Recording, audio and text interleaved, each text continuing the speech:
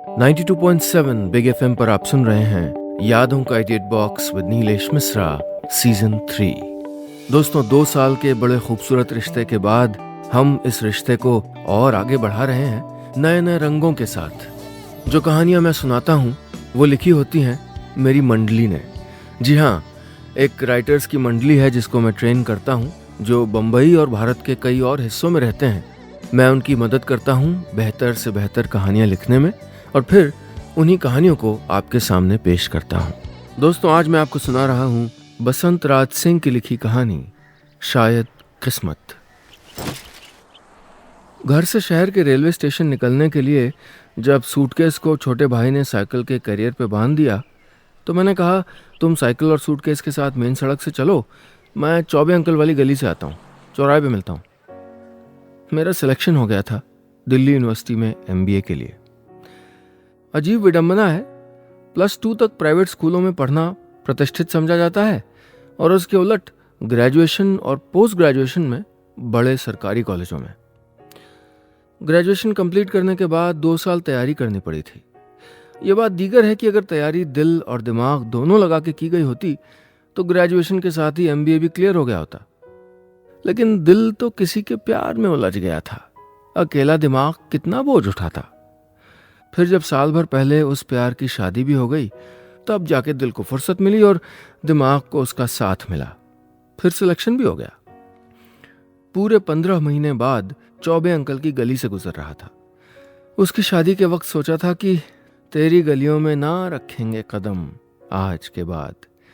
लेकिन आज शहर छोड़ के जाते वक्त यादों की उन पुरानी गलियों से गुजरना चाहता था।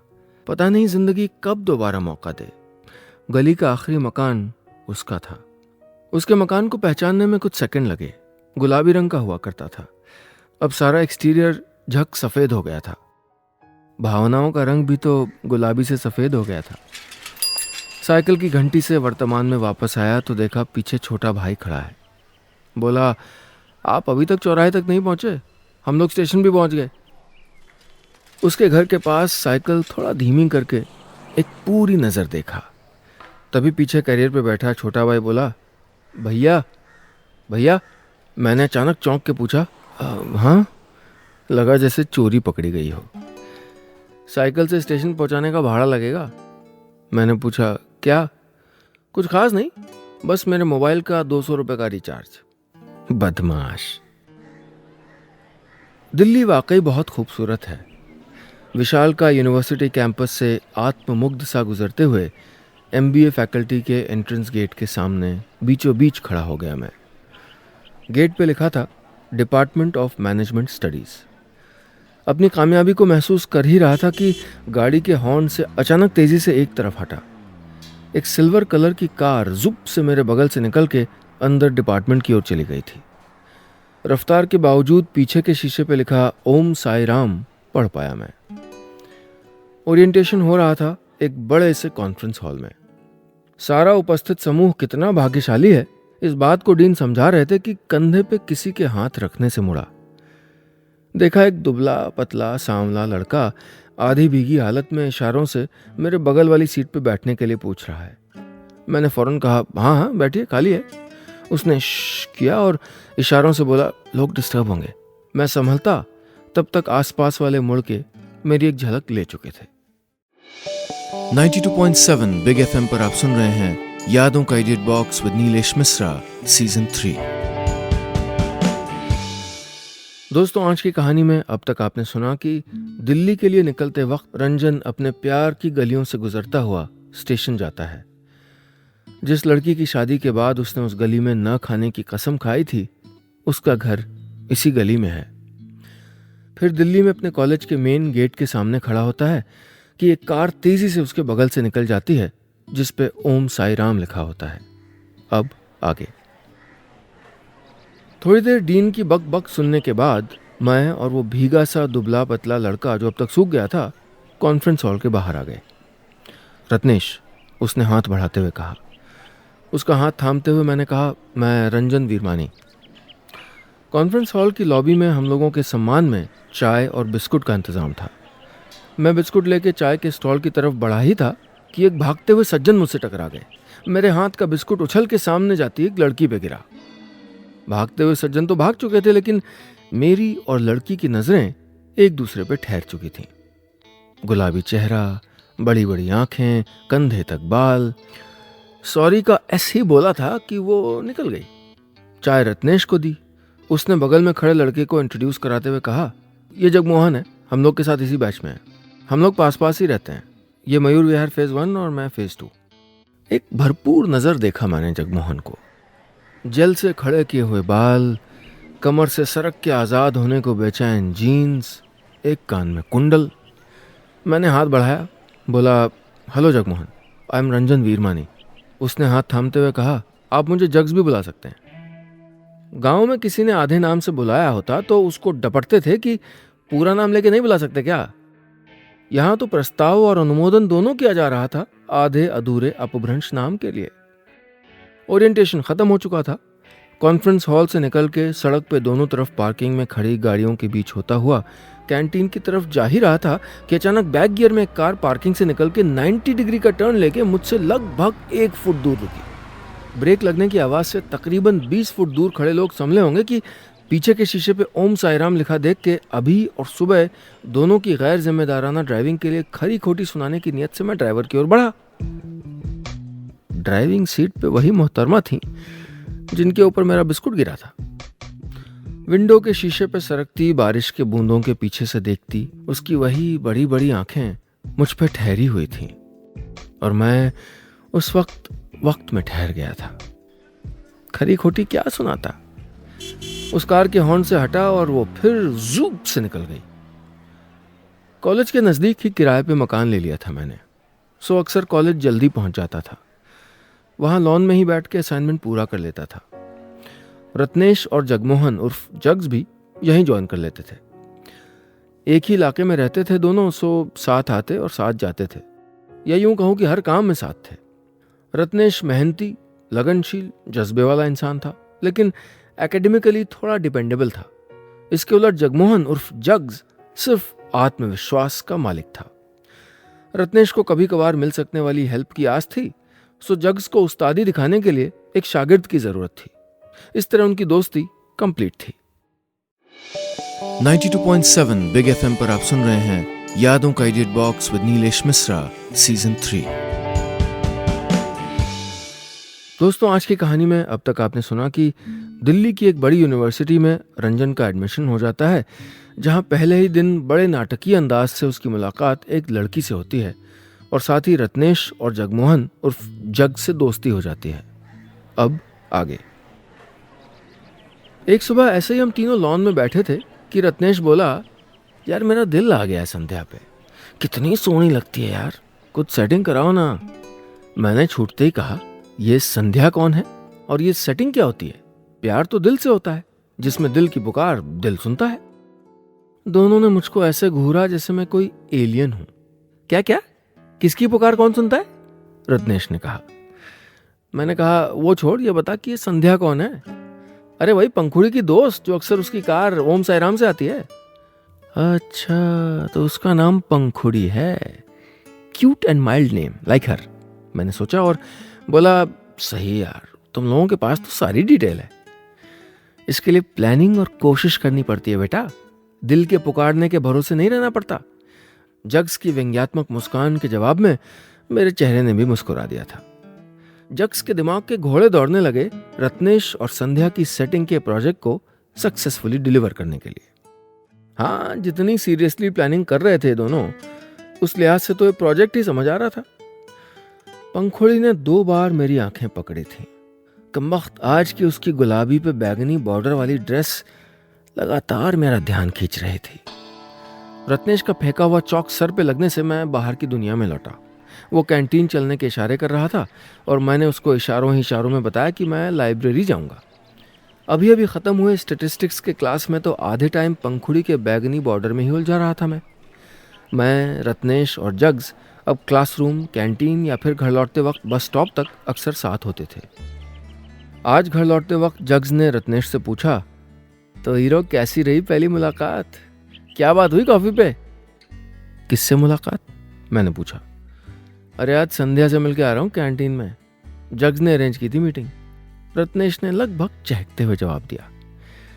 रत्नेश ने जग्स को डिटेल में संध्या से हुई मुलाकात का किस्सा सुनाया और फिर जग्स ने उसको आगे की रणनीति समझानी शुरू की। मैनेजमेंट की थियोरी एवरीथिंग इज मैनेजेबल का प्रैक्टिकल यूज हो रहा था। इमोशंस भी मैनेज किए जा रहे थे।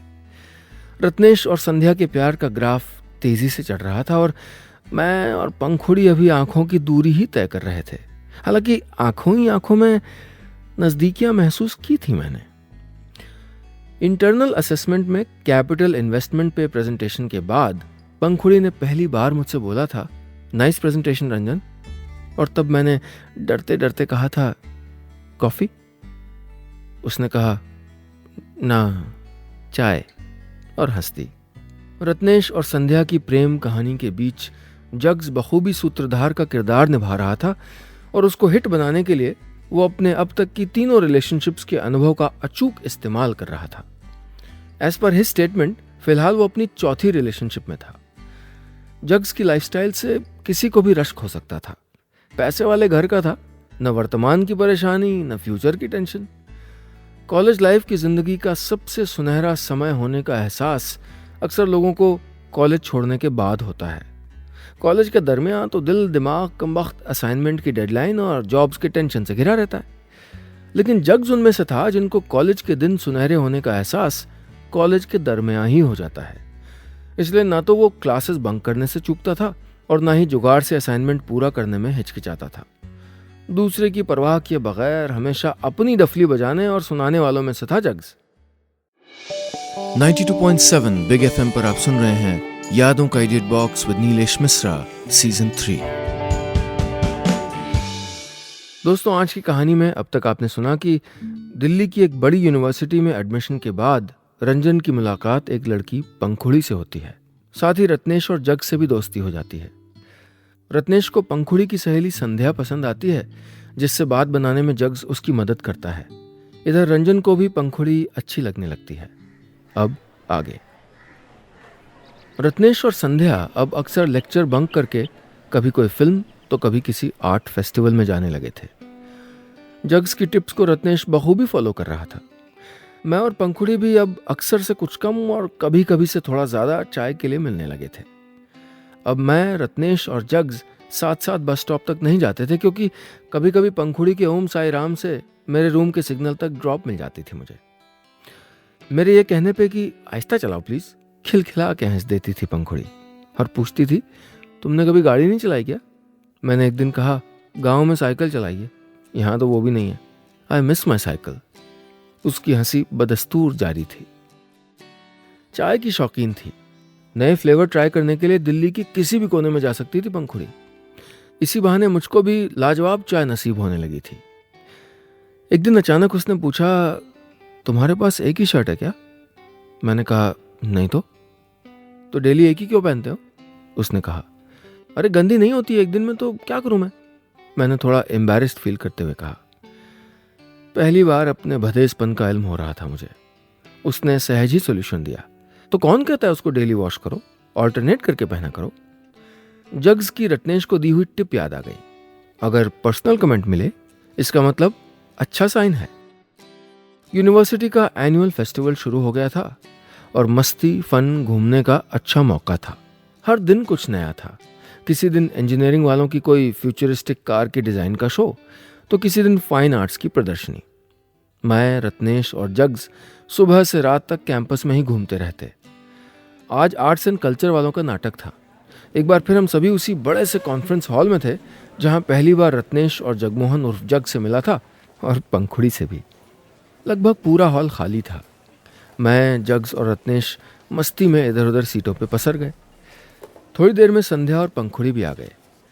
संध्या के लिए तो रत्नेश ने अपने बगल में सीट रखी थी। पंखुड़ी मेरे कंधे पे एक मीठी धौल जमाते हुए मेरे बगल की सीट पे बैठ गई। पंखुड़ी के लिए भी मेरी भावनाएं अब तक पोशीदा थीं।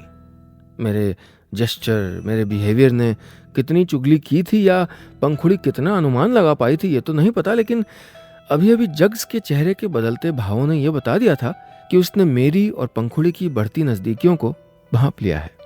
जग्स की मुस्कान के पीछे मन में चल रही बातों को भांपना मुश्किल ही नहीं, नामुमकिन जैसा था। बेहतरीन अदाकार था आम जीवन में वो, लेकिन उसके जेस्चर, उसके बिहेवियर में बारीक बदलाव नोटिस किए थे मैंने। जलने लगा था वो पंखुड़ी से बढ़ती मेरी नज़दीकियों से। मैनेजमेंट का स्टूडेंट था, लेकिन मैनिपुलेशन, सेटिंग, जुगाड़ का उस्ताद। वैसे भी उसके लिए इन सब का सोफिस्टिकेटेड नाम मैनेजमेंट ही था। कुछ तो चल रहा था जग्स के दिमाग में, लेकिन क्या, समझ नहीं आ रहा था। ज़्यादा इंतज़ार नहीं करना पड़ा मुझे। जग्स के दिमाग की खुराफात जल्दी सामने आ ही गई। 92.7 बिग एफएम पर आप सुन रहे हैं यादों का edit box with Nilesh Mishra, season 3। दोस्तों, आज की कहानी में अब तक आपने सुना कि दिल्ली की एक बड़ी यूनिवर्सिटी में एडमिशन के बाद रंजन पंखुड़ी को पसंद करने लगता है। संध्या को इम्प्रेस करने में जग्स रत्नेश को हेल्प करता है, लेकिन पंखुड़ी और अपने दोस्त रंजन की बढ़ती नज़दीकियों से जलने भी लगता है। अब आगे। कॉलेज से लौटते वक्त जग्स और रत्नेश से इधर उधर की कई बातें होती थीं। यूं ही बातों बातों में अपने गांव के दिनों के अफेयर, बल्कि यूं कहें एक तरफा अफेयर के बारे में कभी बताया होगा मैंने। उसी अफेयर को एक अच्छी कहानी में उबाल के नमक मिर्च के तड़के के साथ जग्स ने पंखुड़ी को परोस दिया था। रत्नेश से पता चली थी जग्स की कारस्तानी। कैंटीन में पंखुड़ी को अकेले बैठा देख के मैं भी उसकी टेबल पे एक कुर्सी खिसका के बैठ गया। वो जग्स के साथ थी, जो काउंटर पे चाय और स्नैक्स का ऑर्डर देने गया था। मेरे हेलो का कोई जवाब नहीं दिया था पंखुड़ी ने। कुछ और पूछता या बताता कि जग्स आ गया था चाय लेके। मेरी तरफ मुस्कुराते हुए उसने चाय ऑफर की और कहा, कैसे हो रंजन? और रत्नेश नहीं दिख रहा, कहाँ है? चाय के कप को बिना देखे मैंने कहा, रत्नेश की खबर तुमको ज़्यादा होनी चाहिए, आखिर शागिर्द है वो तुम्हारा और तुम उसके उस्ताद। मेरी तिलमिलाहट को भांपते हुए उसने बड़े ही सुकून से अपने होठों पे मुस्कान बिखेरी। पंखुड़ी ने एक बार भी मेरी तरफ नहीं देखा था। कुछ तो जग्स की कुटिल मुस्कान और कुछ पंखुड़ी ने नज़रअंदाज कर दिया था, इसलिए मैं वाकई तिलमिला गया था। मुझे अंदाज़ा भी नहीं था कि रत्नेश और संध्या की लव स्टोरी लिखते लिखते जग्स यूं मेरे और पंखुड़ी के बीच आ जाएगा। ओम साईं राम से ड्रॉप अब जग्स को मिलने लगा था। कॉलेज एंट्रेंस पे ही रत्नेश मिल गया। वो बोला, हम सब की इंटर्नशिप मुंबई में मिली है, वहाँ से एक वीकेंड के लिए गोवा चलेंगे। जग्स ने कहा कि गोवा में संध्या को मैं ऑफिशियली प्रपोज कर दूँ, गुलाब का फूल लेके घुटने पे। अपनी चिढ़ छुपाते हुए मैं बोला, तू सब बातें पूछ के करता है क्या? कभी खुद की फीलिंग भी सुन समझ लेना भाई। भगवान प्रसाद चढ़ाने से खुश होते तो अब तक सबको मिल गए होते। क्या क्या? अरे कभी तो सीधी बात किया कर, समझ में आने वाली, रत्नेश ने कहा। बिना किसी भूमिका के मैंने रत्नेश से पूछा, जग्स ने मेरे बारे में पंखुड़ी को उल्टी सीधी पट्टी पढ़ाई और तू सब जान के भी चुप रह गया? बहुत कोशिशों के बावजूद मेरी चिढ़ अब छुप ही नहीं रह पाई थी। रत्नेश चुप था। मेरा जवाब मुझको मिल गया था। संध्या के लिए उसको नुस्खे मिलते रहे, इसलिए उसने जग्स का साथ दिया था चुप रह के, और अभी चुप रह के मेरी और अपनी दोस्ती को बचा रहा था। प्यार को, उसके एहसास को दिल की धड़कनों में महसूस करता था मैं, जबकि जग्स के लिए ये प्लानिंग, मैनिपुलेशन से अचीव किए जाने वाला प्रोजेक्ट था बस। वो प्रोजेक्ट जिसके पूरे होने पे उसके अटेंशन सीकर दिल को तसल्ली मिलती थी, उसको जीतने का एहसास होता था। इंटर्नशिप की लिस्ट देख के भी कुछ खास नहीं समझ पाया था मैं। हमेशा मार्केटिंग में जाने की सोचने वाले जग्स को पंखुड़ी के साथ कैपिटल इन्वेस्टमेंट की कंपनी में इंटर्नशिप मिली थी, जबकि रत्नेश और मैं दूसरी कंपनी में थे। पंखुड़ी के साथ इंटर्नशिप मिलने के लिए जग्स के जुगाड़ का भी बाद में पता चला। उसके किसी राजनेता अंकल की पहचान निकल आई थी हेड ऑफ डिपार्टमेंट के साथ। प्रोजेक्ट पंखुड़ी की सड़क पे अपनी रफ्तार से प्रोजेक्ट रत्नेश और संध्या को बहुत पीछे भूल गया था जग्स। मेरी आंखों का सफ़र आंखों पे ही थम चुका था। ऑडिटोरियम में पंखुड़ी के उसके बगल में ना बैठने से शुरू ही उसकी जलन प्यार को हार जीत का खेल बना देगी, ये आइडिया भी नहीं था। प्यार अपने पुरकशिश जज्बात के साथ रहे, इसलिए मुझे इस खेल या रेस का हिस्सा बिल्कुल नहीं होना था। लेकिन एक खलिश तो रह ही गई थी दिल में। 92.7 बिग एफएम पर आप सुन रहे हैं यादों का edit box with Nilesh Mishra, season 3। दोस्तों, आज की कहानी में अब तक आपने सुना कि दिल्ली की एक बड़ी यूनिवर्सिटी में एडमिशन के बाद रंजन पंखुड़ी को पसंद करने लगता है। जग संध्या को इम्प्रेस करने में रत्नेश की मदद करता है, लेकिन पंखुड़ी और अपने दोस्त रंजन की बढ़ती नज़दीकियों से जलने की वजह से वो पंखुड़ी को गुमराह करके उसको रंजन से दूर कर देता है। अब आगे। मुंबई में 1 साल से उसी कंपनी में मैं नौकरी कर रहा था जहां इंटर्नशिप की थी। आज सुबह एक अननोन नंबर के कॉल से आंख खुली। रिसीव करते ही उधर से आवाज़ आई, रंजन नेक्स्ट वीक तक दिल्ली आना please, it's very urgent. Ratnesh था। वक्त लगा थोड़ा पहचानने में। साल भर बाद जो बात हो रही थी। क्यों, क्या हुआ? मैंने कहा। अरे घबरा मत, पापा मम्मी ब्रदर सब ठीक है, तू आ जा यार, मेरी शादी हो रही है। अच्छा, कंग्रेचुलेशंस। लेकिन ऐसे क्यों बुला रहा है इट्स वेरी अर्जेंट करके? लड़की भगानी है क्या? मैंने बोला। शायद, जोर से हंसते हुए रत्नेश ने कहा। मैं तेरा इंतजार करूंगा निजामुद्दीन स्टेशन पे, उसी दुकान पे जहां चाय के साथ आलू पराठे खाते थे। मैं पूछता कि पराठे की दुकान पे क्यों, तेरे घर पे क्यों नहीं? उससे पहले उसने फोन रख दिया। दिल्ली के लिए कुछ और काम थे ही, सो इरादा कर लिया मैंने जाने का। काफ़ी रेनोवेट हो गया था निजामुद्दीन रेलवे स्टेशन। एक चाय ऑर्डर करके ट्रेन में ख़रीदा हुआ अखबार पढ़ने जा ही रहा था कि रत्नेश सामने से आता हुआ दिखा। आते ही गले लग के कहा, और भाई कैसा है? मैं ठीक हूँ, तू बता कैसा है? और तेरे उस्ताद के क्या हाल है? मैंने कहा। अरे तू भी ना, अब तक बातों को दिल से लगाए बैठा है। रत्नेश ने ज़रा झेंपते हुए शिकायती अंदाज में कहा। अच्छा, मतलब तुमको जो करना है सब कर सकते हो और मैं नाराज़ भी नहीं हो सकता? रत्नेश चुप था। मैंने ही फिर बात बदलते हुए कहा, और कब है शादी? किससे कर रहा है? संध्या से? कब किया प्रपोज विद गुलाब का फूल? न चाहते हुए भी एक बार फिर ताना मार गया था मैं। रत्नेश पूरी बात सुन के बोला, कोई गुलाब का फूल नहीं रंजन। जग्स मेरे और संध्या के लिए टिप्स इसलिए देता था क्योंकि मैं संध्या और खुद से जुड़ी हर बात उसको बताता था, और ये जग्स के लिए एक तरह का लाइव एंटरटेनमेंट था। जब मैंने उसको पर्सनल डिटेल बतानी बंद कर दी तो उसने संध्या को मिसगाइड किया। खैर, मेरी कोई शादी नहीं हो रही रंजन, मैंने तो उससे झूठ बोला था। असल में उसकी बात पूरी भी नहीं हुई थी कि एक आवाज़, क्या मैं यहाँ बैठ सकती हूँ रंजन? आवाज़ को सुन के मैंने सर ऊपर उठाया। पंखुड़ी थी। एक और चाय के लिए कहने ही वाला था कि पंखुड़ी बोली, मैंने कर दिया है ऑर्डर, और साथ में पराठे भी। पेट भरे रहने से तीखी बातें कम तीखी और मीठी बातें और मीठी लगती हैं। एक मध्यम सी चुप्पी छा गई थी। रत्नेश ने चुप्पी तोड़ते हुए कहा, रंजन, पंखुड़ी मिलना चाहती थी तुमसे, और यही वजह थी तुमसे झूठ बोलने की। मेज पे रखे मेरे हाथों पे अपने हाथों को रख के बिना किसी भूमिका के पंखुड़ी बोली, रंजन, आई एम सॉरी। किस बात के लिए? मैंने कहा। रंजन, मैं गलत थी, पता नहीं कैसे जग्स जैसे चालबाज पे यकीन कर लिया। Oh, I really hate him, मुझे उसके नाम से भी नफरत है। You are a really nice person. दिल की पुरानी खलिश उभर आई थी, लेकिन एक सुकून भी था, सही समझे जाने का सुकून, मैनिपुलेशन के बजाय सच्चे एहसास के जीतने का सुकून। इट्स ओके पंखुड़ी, मैंने कहा था। थैंक्स रंजन, मेरे दिल पे ये बहुत बड़ा बोझ था जिसको मैं अपनी शादी से पहले उतारना चाहती थी, पंखुड़ी ने कहा, और मुझको देने के लिए अपनी शादी का कार्ड अपने बैग में ढूंढने लगी। किसे दोष दें, शायद किस्मत ही यही थी। बस इतनी सी थी ये कहानी।